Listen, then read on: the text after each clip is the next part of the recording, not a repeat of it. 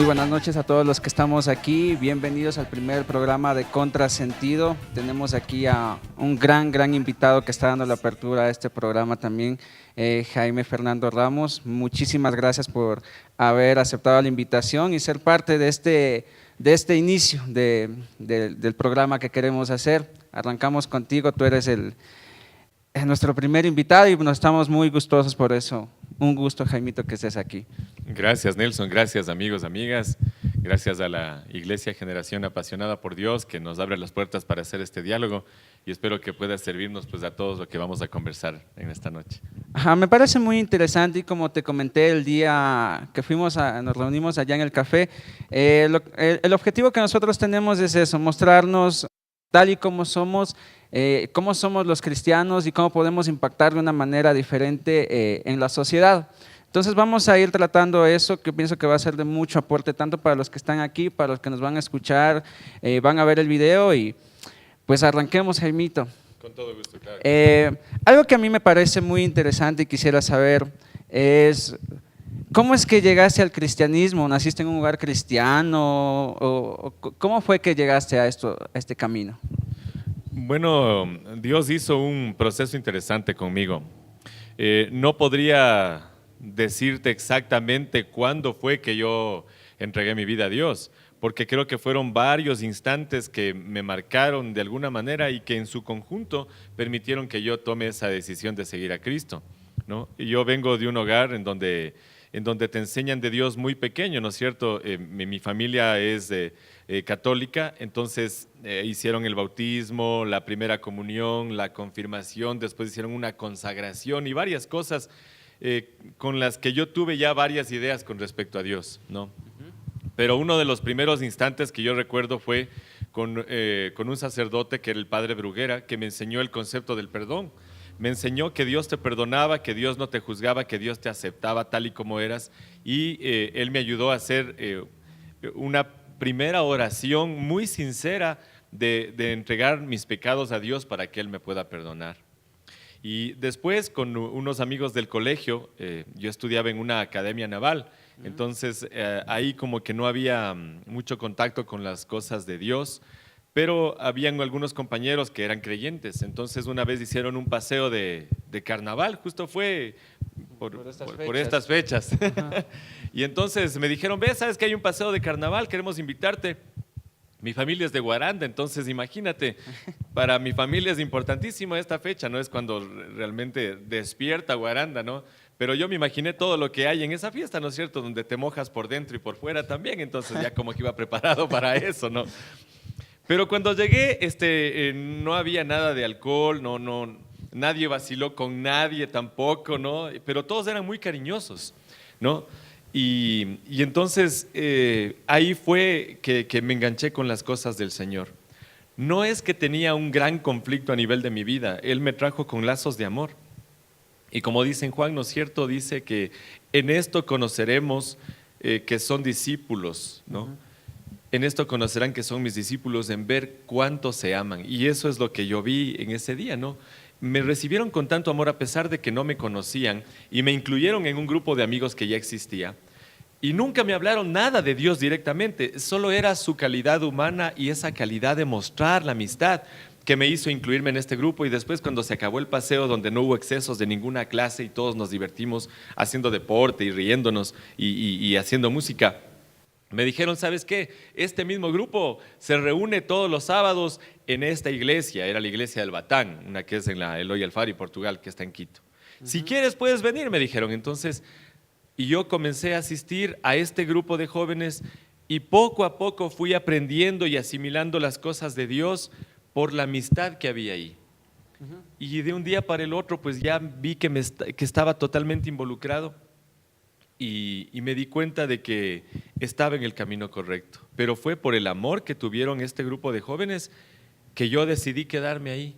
Y eso ya es cuando yo tenía, pues, eso fue como cuando yo tenía unos 16, 17 años y no me he querido ir hasta ahora, ¿no? Porque sigo encontrando grupos que tienen muchísimo amor para brindar. Pero eso es bastante interesante porque también hay otro punto en el que hay muchos muchachos que chocan en cambio en eso. Es como que le invitas, está el grupo chévere, todo, te vas con la botella de cerveza o lo que sea, pero en el momento que van y ven que no comparten, es como que un choque, ¿no? Y me parece interesante eso de que a ti te llamó la atención, y eso es importante, el amor de las personas. Ujú. ¿Cómo eso puede ser tan impactante en alguien más allá? Porque no sé si directamente te dijeron, venid a mí todos los que están cansados y trabajados, que yo los haré descansar, si no fue solamente el amor. Así fue. Sí. Entonces, súper, súper interesante. Yo creo que es una lección muy válida en todo lo que es el cristianismo y cómo nosotros creo deberíamos redireccionar, mostrar amor a los demás. Como eso funcionó conmigo, es la estrategia que yo creo que funciona con otros también. Esa misma estrategia he tratado de hacer funcionar en otros aspectos, ¿no? Cuando hay personas a las que yo les quiero compartir del Señor, no voy directamente con cosas que ellos no entienden, ¿no es cierto? Con religiosidad o a citarle textualmente versículos bíblicos. Lo que hago es ganarme su confianza, ganarme su amistad. Y entonces las otras personas, al ver que ya hay confianza, que hay una amistad sincera, solitos abren el corazón y comienzan a contarte los problemas, las situaciones por las que están pasando. Y entonces solamente cuando la otra persona te deja ver su corazón, es cuando tú puedes ahí añadir el amor de Dios, ¿no es cierto? Y decirles, más allá de que resuelvas esto de una u otra forma como tú crees, yo tengo una forma de resolverla que es con las cosas de Dios, pidiendo la opinión de Dios y Él te puede ayudar. Y es interesante porque es una transición tan suave, tan bonita, porque la gente al ver el amor que tienes por esa persona también se enamora de Dios, ¿no? Porque nos convertimos en las manos de Dios, en el rostro de Dios, en la mirada de Dios, en la sonrisa de Dios, en el abrazo de Dios. Por eso mismo dice en la Biblia, ¿no es cierto? Nosotros somos el cuerpo de Cristo. Él es nuestra cabeza, el que guía nuestros actos, pero nosotros somos los que abrazamos, los que proveemos, los que ayudamos, los que socorremos en algún lado, los que escuchamos a alguien que está afligido, ¿no? Ajá, escuchaba tu programa de radio Misión Revolución. Eso es, no recuerdo qué año. Mi hermano te comentó que escuchaba Joven Total, que eso sí no me acuerdo porque era cuando yo creo que recién nací. Entonces, pero me llamaba la atención porque lo que tú transmitías a través de los programas era mostrar un cristianismo diferente. Incluso una vez fuimos nosotros, y no te debes acordar, fuimos con una guitarra. Hacías Misión Revolución, creo, los viernes de noche. Dijiste, tienes guitarra, vente a tocar. Y eso me llamó mucho la atención. La forma en lo que hacía tus programas. ¿Por qué tus programas motivaban a que seamos revolucionarios? Estás hablando más o menos de programas que salían en La Voz de los Andes, ¿no es cierto? Este de Joven Total era en el año 96. Desde ahí ya empezamos a hacer esta obra con los jóvenes a través de la radio. Y después Misión Revolución en el 2003 y estuvo al aire como unos 12, 13 años, ¿no? La idea era ser auténtico. Creo que esa era lo más importante del programa, mostrar tal y como es, ¿no es cierto? A veces cuando estamos en los medios de comunicación como que tenemos posturas o nos acartonamos, decimos a veces los comunicadores, ¿no es cierto? Tratamos de ser alguien que no somos. Cuando la gente siempre se da cuenta de eso, ¿no? Cuando tratas de ser auténtico y transparente, ¿no es cierto? Y si es que estás luchando con algo, decir sí, estoy luchando con algo, pero Dios me ayuda y sigo levantándome. Entonces eso es algo que valora las personas. En un mundo en donde todo el mundo se mueve por intereses, ¿no? Se hace tu amigo porque quiere algo o porque quiere sacar provecho. Cuando uno es, no sé, horizontal en las cosas, ¿no es cierto? Es distinto, ¿no? Y ahí sucede esto, que te van abriendo el corazón para que vos puedas sembrar las cosas de Dios. Y cuando mencionas esto de ser un revolucionario, tomo el término de revolución que significa cambio constante. Es reevolucionar, ¿no es cierto? Es transformarse, desarrollarse, buscar cosas nuevas, porque Dios es creativo, ¿no es cierto? Vemos la naturaleza y tantas cosas que existen y Dios no se ha detenido en ese poder de creación, ¿no? A través del cerebro de los humanos seguimos creando cosas y distintas situaciones en la tecnología, en las relaciones humanas, en la sociología, en todos los ámbitos de la ciencia. Vemos también la mano creativa de Dios a través del esfuerzo humano. Entonces, al momento de hablar de una revolución, decíamos que la transformación del mundo debe darse primero en el corazón de las personas. Y creo que esto sigue más vigente que siempre, ¿no? Porque es lo que hizo Jesús. Él vino a transformar a las personas, Él vino por personas, no tanto por instituciones, ¿no? Hay veces en que se pone muchísimo énfasis en hacer grandes construcciones, en hacer grandes ministerios, en invertir varias cantidades de dinero muy grandes, ¿no es cierto?, para hacer cosas. Pero Dios no vino por las cosas. Dios dice que no debemos poner tanto énfasis en las cosas, sino más en las personas. Él vino a salvar gente, ¿no? Por ponerte un ejemplo, a veces ponemos tanto énfasis en la institución matrimonial y en preservar como sea, que es una institución hermosa creada por Dios, que nos olvidamos que el matrimonio está formado por un hombre, una mujer y los niños. Y no vemos la realidad de esta persona mujer que está, la realidad de esta persona hombre que está, y cuáles son los problemas que tiene cada uno para llevar al matrimonio. Entonces decimos, no sé, Dios dijo que hay que defender como sea el matrimonio, y no, por ejemplo, no vemos que hay o que puede existir dentro de ese matrimonio episodios de violencia física que incluso pueden terminar con la muerte, y todavía tenemos el discurso, no sé, como te casaste, te fregaste, y así te pegue o te mate, tu marido es. Es medio raro porque este es un discurso que a veces repetimos de personas que no tienen mucha preparación. Sin embargo, en las iglesias a veces hacemos lo mismo. Dios vino a preocuparse de las personas, a salvar vidas, a salvar almas. Si dejamos que las personas transformen su corazón, si transforman su corazón a la estatura de Dios, entonces vas a transformar tu familia, entonces vas a transformar tu trabajo, entonces vas a transformar tu barrio, tu ciudad y tu país. Si no hay un cambio de vida, si no hay un cambio revolucionario de los corazones, entonces podemos tener unas iglesias bellísimas, unas calles perfectas, todas limpias, todas bellas, pero estar viviendo una mentira, ¿no? El Señor Jesús vino a transformar corazones para ahí sí transformar todo el resto como una consecuencia de eso. ¿De qué nos sirve ganar todas las cosas del mundo si perdemos el alma?, dice el Señor. Entonces hay que enfocarse nuevamente, creo, en transformar a la gente, en mostrarle ese cristianismo que es de amor, que no es de juicio, porque Dios no vino para condenar. El que viene para señalar con el dedo y condenar es el demonio, ¿no es cierto? Él es el acusador, inclusive dice en la Biblia. Dios dice, vengan a mí como sean, y acá les vamos a transformar a todos, ¿no? En ese proceso hermoso que hace Dios. Y nos hace falta ese programa, ¿no es cierto? Nos hace falta. Algún rato haremos otra vez. Pero ahora te estamos viendo en televisión. ¿Cómo fue ese salto de la radio a la televisión? Bueno, no estuvo planificado para nada, ¿no? Es lindo pensar que todos los días son un milagro cuando tienes a Dios en el corazón, que cada día es un regalo.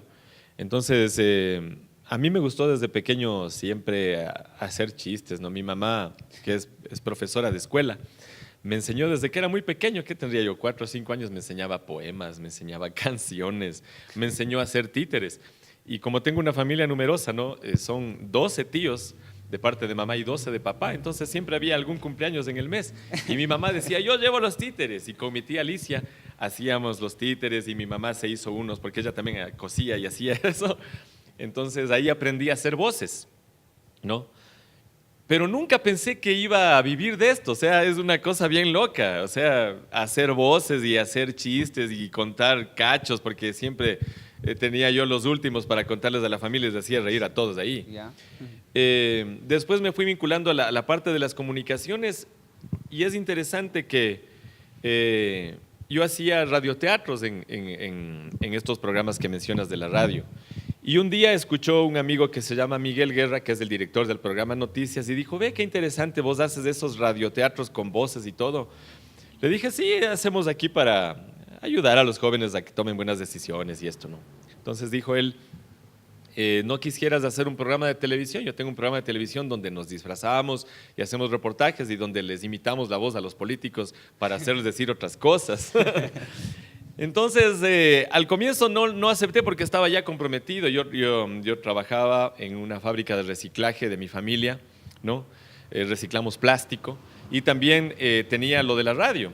Entonces le dije, no, pues ahora estoy con algunos compromisos y tuvo que pasar un año para que nuevamente me vuelva a dar la invitación y entonces ya estaba como más ligero de las otras cosas que estaba desarrollando y me vinculé medio tiempo con este programa de tele.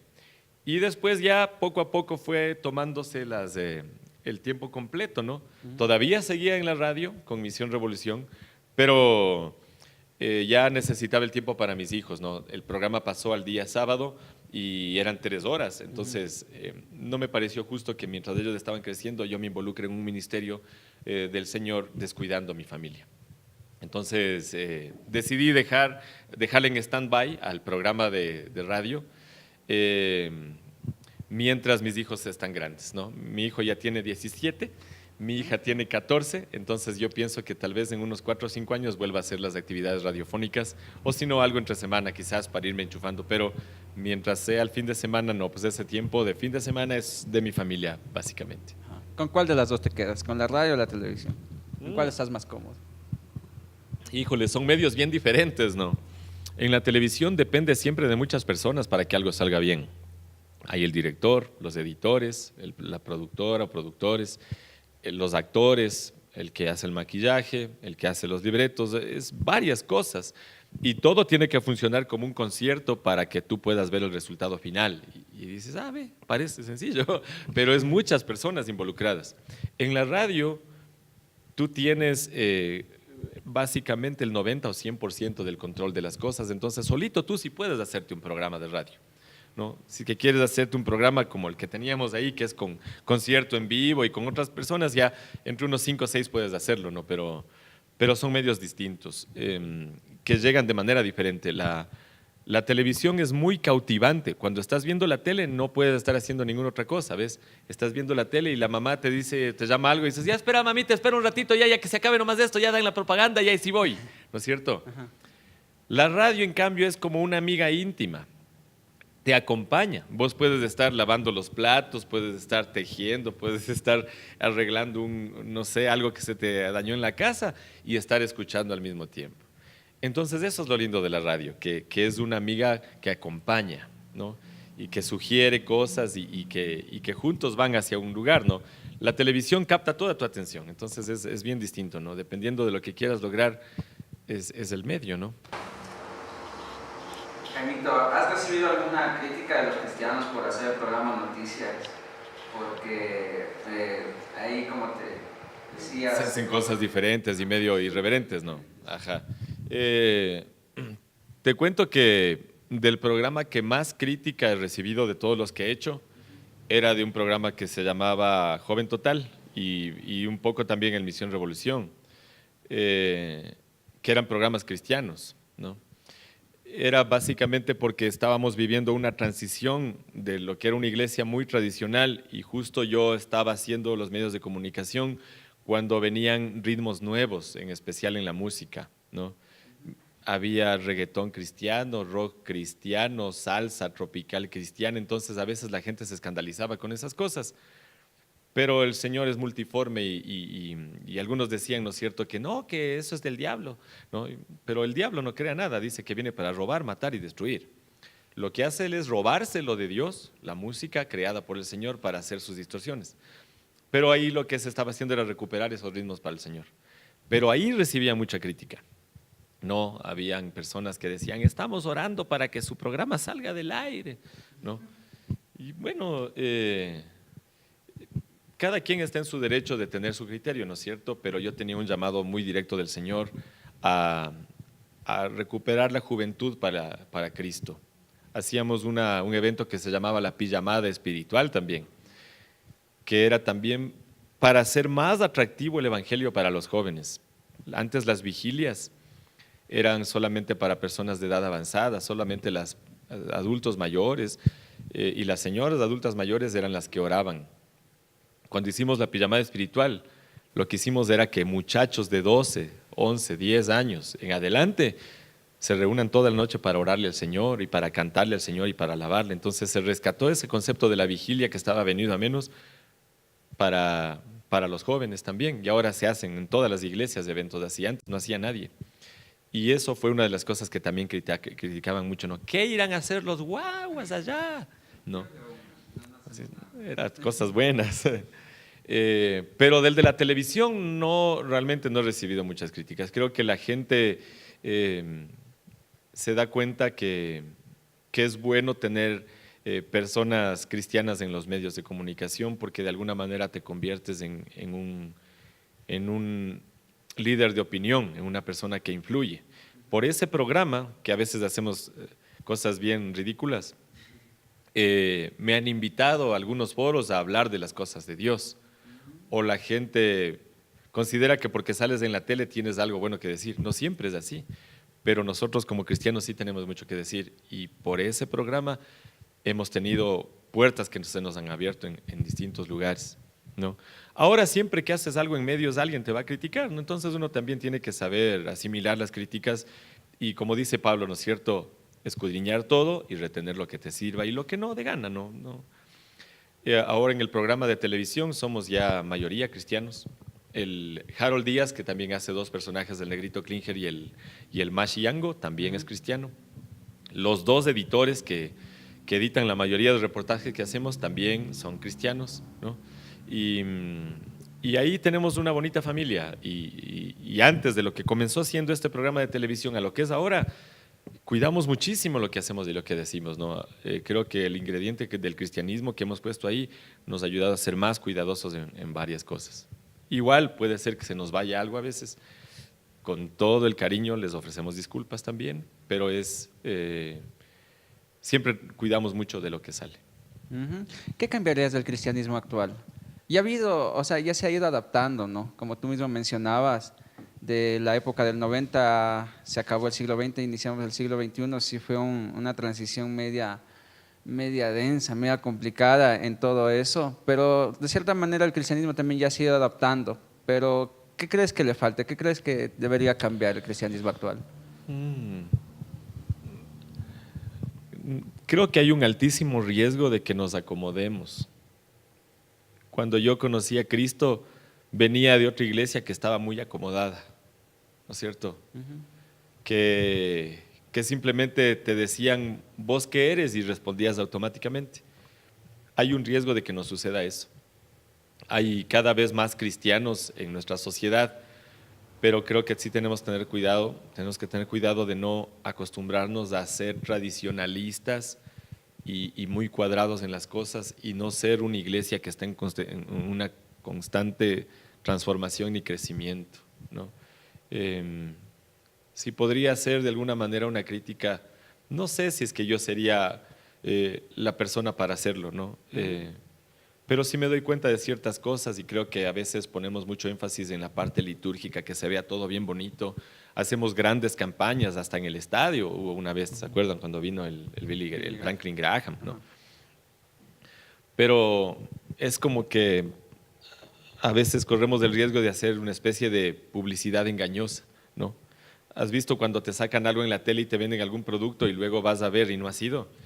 A veces puede haber un riesgo muy alto de que eso suceda también con nuestro cristianismo que queremos tanto, que promocionamos como que es lo mejor del mundo, pero después vamos a la iglesia y encontramos todo lo contrario. No encontramos amor, encontramos como un desinterés, ¿no es cierto? Llegó el nuevo, ¿quién también será? Nadie se acerca, nadie le abraza, nadie le saluda.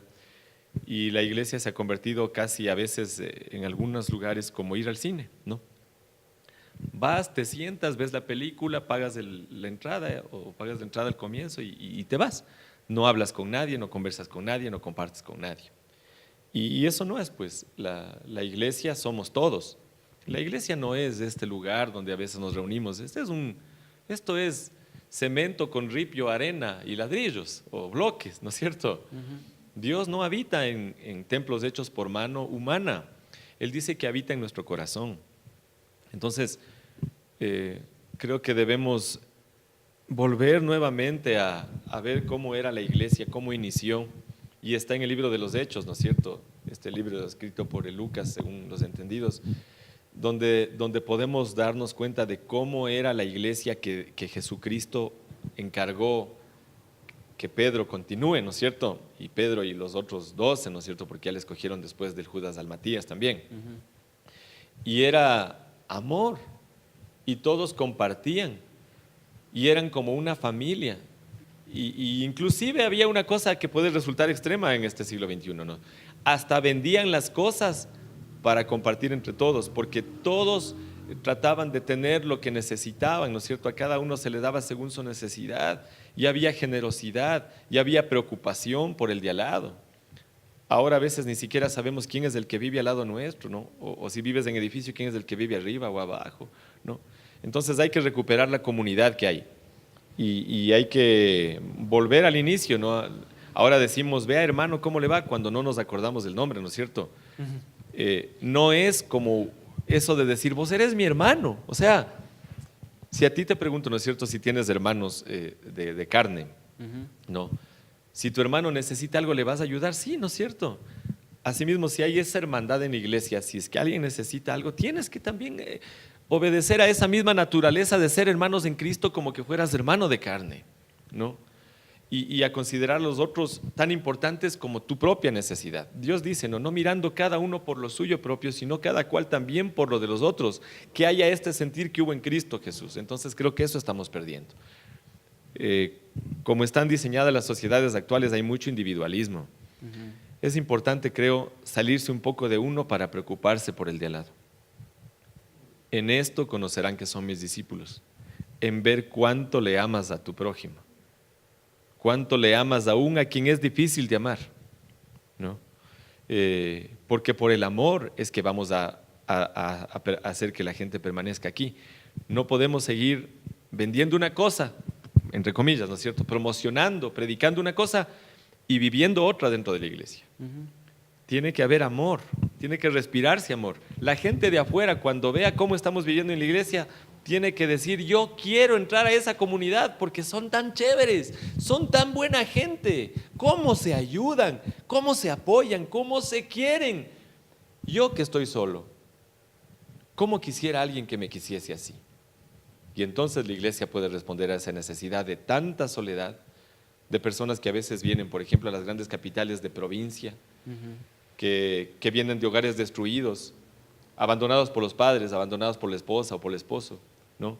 Lo que más necesita esta sociedad es amor. Y creo que eso sí nos falta, ajustar un poco las tuercas en ser más amorosos con la sociedad que tanto necesita. Jaimito, ¿cuál es el fracaso que más te ha enseñado?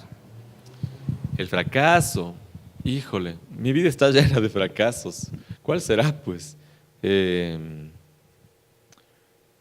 Tengo uno que lamento muchísimo y que me ha hecho tomar buenas decisiones después, y es el hecho de que después de un matrimonio en el que yo estuve 11 años, lamentablemente, a pesar de que luché como 2 años por salvarlo, no se salvó. Y yo soy divorciado desde hace 9 años ya. Y básicamente fue porque me dediqué tanto a hacer la obra de Dios que descuidé el primer ministerio, ¿no es cierto? Como yo hacía, como bien mencionado, ¿no es cierto?, los programas de radio, me invitaban a predicar los fines de semana y todo. Entonces yo les decía a mis hijos y a mi esposa de ese tiempo, le decía, no, vean, es que es la obra del Señor. Ustedes tienen que entender, ¿no es cierto?, que es la obra del Señor y el Señor me ha llamado a hacer esto. Entonces les abandoné mucho tiempo por las actividades de la iglesia.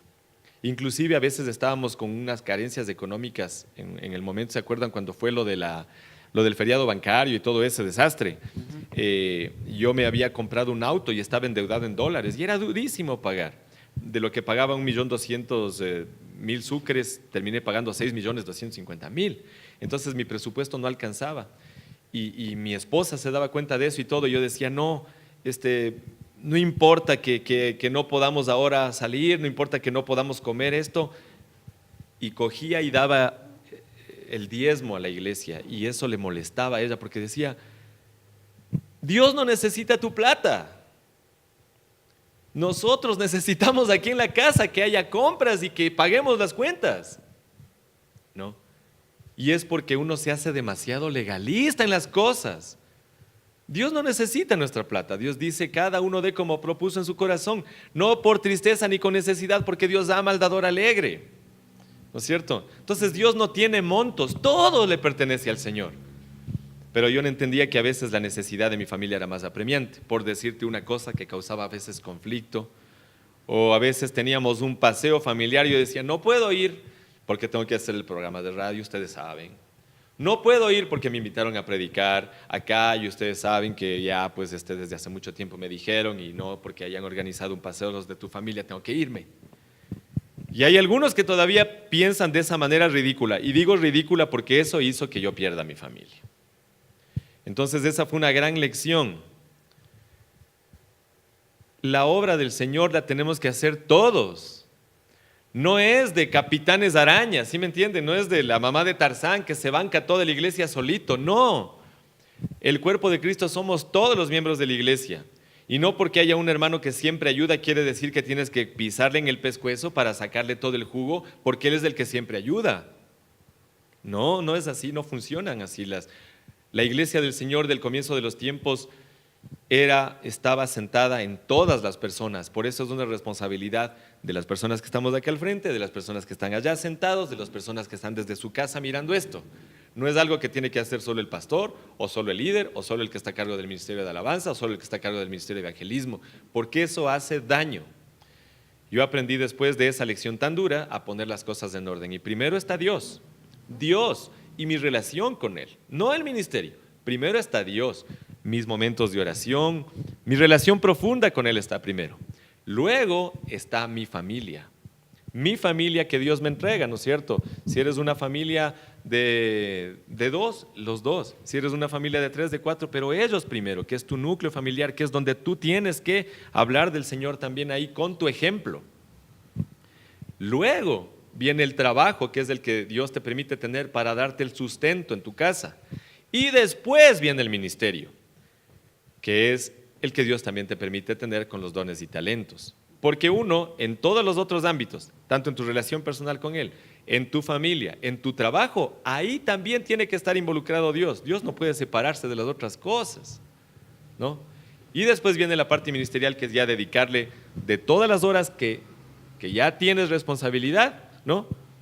Tienes que dedicarle unas a Dios, que son como un trabajo adicional, que tiene que ser consensuado con las otras cosas. Tú no puedes decir, es que yo estoy en el ministerio a full, y olvidarte de Dios. Dice, ¿hace cuánto no oras? Uy, no sé, es que como estoy tan metido en el ministerio ya no oro.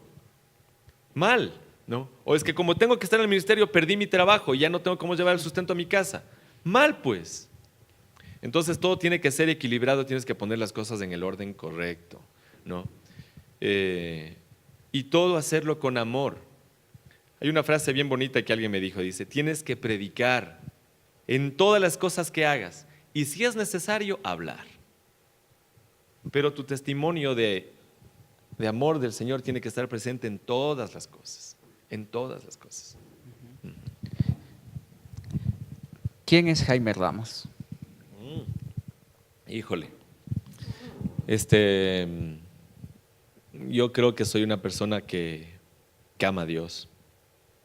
Que puedo tener muchos errores, muchas cosas que tengo que cambiar, pero hay una cosa que sí sé y estoy seguro y le amo al Señor. Y mientras ese amor no cambie, voy a tratar de hacer lo que a Él le gusta, ¿no? En cada cosa que haga. Y creo que así como Dios me ama a mí y yo le amo a Él, todos podemos tener una relación tan bonita. Porque cuando estás con el amor de los amores, aprendes de esa fuente de amor. Y de ese amor puedes entregar a otros de manera correcta también, con tus amigos, con tu familia, con las personas que te rodean, inclusive con los enemigos. Te ayuda a proceder inclusive cuando es difícil. Creo que estoy aquí con un propósito, que es el de mostrar el amor de Dios en lo que hago, básicamente, ¿no? Más allá de lo que pueda hacer, de que te pueda hacer reír, de que te pueda hacer llorar en algún rato, de cualquier cosa de esas. Y si Dios me ha puesto en lugares donde la gente me ve, quiero ser fiel a esa gran bendición. Jaimito, ¿cuál es el logro más grande que tú podrías decir? El logro más grande. Caramba, no sé, no te podría decir que yo haya tenido un logro, verás, porque más creo que de los fracasos, de los errores he aprendido más cosas que de los logros. Más me gusta, antes que pensar en un logro, disfrutar del camino, ¿no? Porque la vida te sorprende cada día, verás. A veces uno tiene como que planificado, a ver, en 5 años voy a hacer esto y en 10 años voy a hacer esto otro. Pero simplemente Dios te cambia el libreto. La vida te sorprende con algo y te toca reaccionar, ¿no? El cristianismo nos da la gran posibilidad de adaptarnos a esos cambios bruscos, ¿no? Y decir que Dios te puede proteger aún en medio de la tormenta, porque tormentas va a haber. Inclusive Jesús mismo te dice, ¿no es cierto? En el mundo tendréis aflicción. De antemano te está diciendo que no va a ser fácil. A veces pensamos que todo va a ser como en el paraíso, donde todo es perfecto. No es así la vida, pero tampoco es como el infierno, donde todo está mal, ¿no? Llueve sobre justos e injustos, hay cosas buenas y malas que nos van a pasar a todos, creas en Dios o no creas.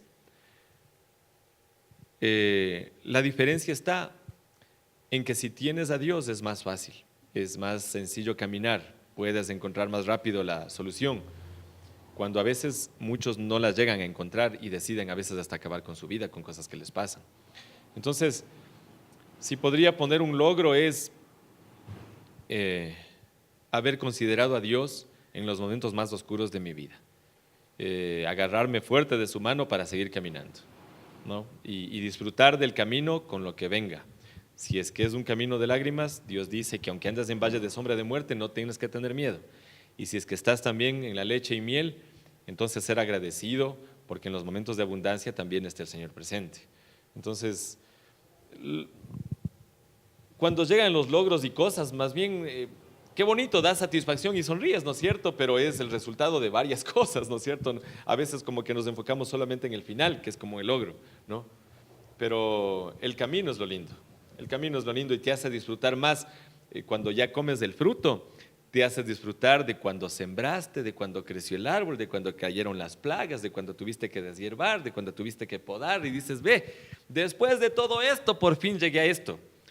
Y te comes y dura un ratito, ¿no?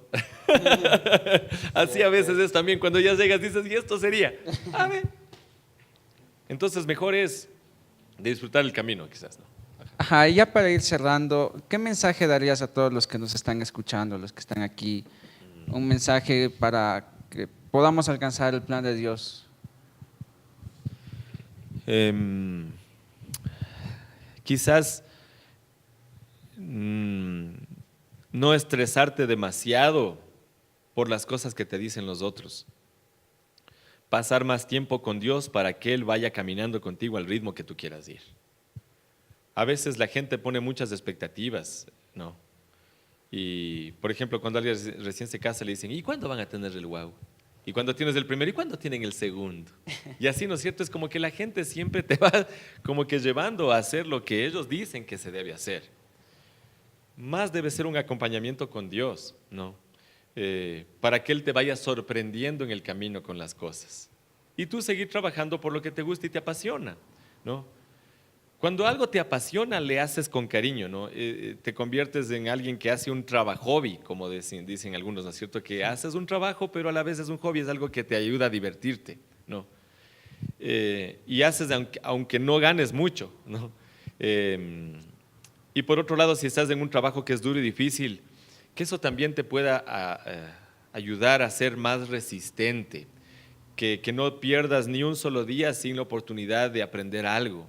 No, si es algo duro, que aprendas. Si es algo bueno, también que aprendas de los triunfos y de los fracasos que tengas, pero cada día. Como dice el Señor, no, toma tu cruz cada día y sígueme. No te preocupes porque vendrá el día de mañana, porque cada día tiene su propio afán. Que vivas en paz con lo que vaya dándose cada día, ¿no? Si quieres proyectarte el futuro, igual. Invítale al Señor a tomar tus buenas decisiones, porque Él también dice, ¿no es cierto? Si vas a hacer una torre y no planificas bien, después cuando no sea, vas a quedar como medio en ridículo, dice, ¿no es cierto? Pero si planificas con Dios, las cosas son más fáciles e inclusive cuando da la vida estos giros bruscos y estás de la mano de Dios, sabes que Él está en control de todo y vas a estar bien. No tengas miedo, solamente agárrate fuerte de la mano de Dios. Y lo que venga, brother, lo que venga, como dice la canción, ¿no? Simplemente vive que la vida es bonita. Si ya se acabaron todas las posibilidades de hacer algo, Dios no se ha terminado, Dios es la fuente interminable de todas las cosas, el principio de la sabiduría, el principio de las ciencias, el principio de los amores. Todo lo perfecto viene de Dios. Si estás con Dios de tu lado, vas a poder salir, venga lo que venga. Eso quizás me gustaría dejar sembrado. Pero esto no es una bendición que debemos guardarnos para nosotros solos. Si ya tienes a Dios y le amas profundamente, coméntale de ese amor a otros. Pero no así obligado ni a la fuerza, no. Con amor también, ¿no? ¿Quién puede resistirse al amor de Dios? Asimismo, este amor precioso puede romper las cadenas más fuertes que pueden haber en el corazón de las personas. Entonces no te quedes con esta gran bendición que es el tener a Dios tú solo. Conversa con alguien, compártele a alguien con amor. Muchas gracias, Jaimito, por esas palabras. Realmente estoy yo muy feliz por todo eso. Gracias por dar la apertura también a todo este programa. Como te dije, eres el primero, eres el que inaugura este programa y estoy muy agradecido a Dios por tu vida. Gracias por estar aquí, espero no sea la única vez. Hablaremos para ver, hacemos otra cita. Otra cita porque quedó muchas cosas pendientes. Para tomarnos otro cafecito. Otro café más caliente. Eso, que Dios te bendiga. Eres como, digamos, ya te voy a poner como padrino de este programa, porque eres el primero. Gracias, que Dios te bendiga, Jaimito. Igual las puertas de este lugar están abiertas, tienes una familia también aquí que te aprecia mucho y puedes contar con nosotros. Gracias. Gracias, Nelson, gracias a la familia de Generación Apasionada por Dios también y a este bonito programa. Que Dios nos bendiga. Gracias, bro.